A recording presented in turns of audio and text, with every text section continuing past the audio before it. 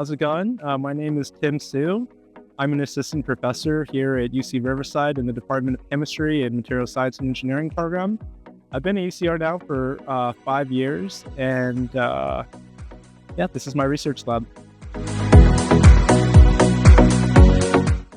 My lab, what we do is a combination of chemical synthesis and electronic conductance measurements.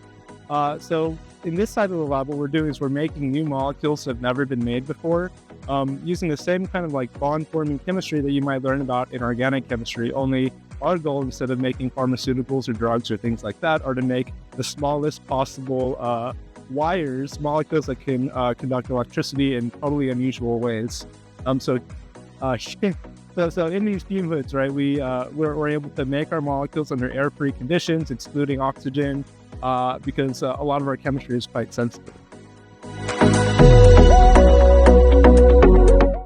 Yeah, so it's a great question. Why are we interested in this kind of research, making molecules for electronics? And I think all you really have to do to answer that question is to think yourself about how much technology has changed from when you were maybe a kid, thinking about these big bulky computers, to now, having these smartphones that are way more powerful than those computers ever were, right? And that's because we've been able to take electronics, transistors, the basic logic units of computation, make them smaller and smaller and smaller, right? So now you have more powerful electronics, right? Because you can pack more things. We're interested in essentially thinking about, well, what if you can, instead of, taking transistors and making them from the top down by cutting them smaller and smaller, you make them from the bottom up, from a single atom, and stitch those together, right? Because molecules are essentially, the smallest pieces of matter in the universe, right? So what if we can make electronics from that kind of bottom-up approach?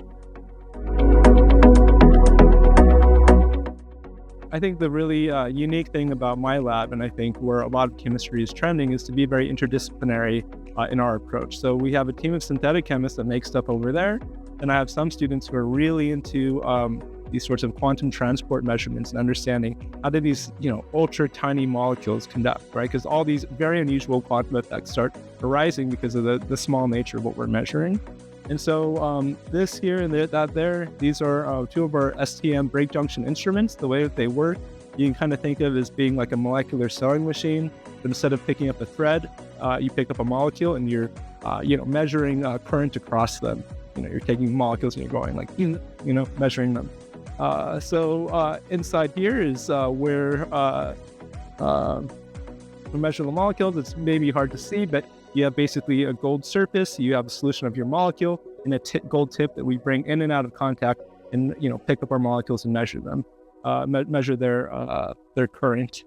So we do this many thousands of times over the course of a couple hours to get a statistically relevant picture of conductance. And so, based on these data, right here's a shot of a measurement. We can get a sense of how these molecules conduct. We then use computations to understand why do these things behave the way that they do, and are there any new kinds of quantum transport effects that we can discover or learn about.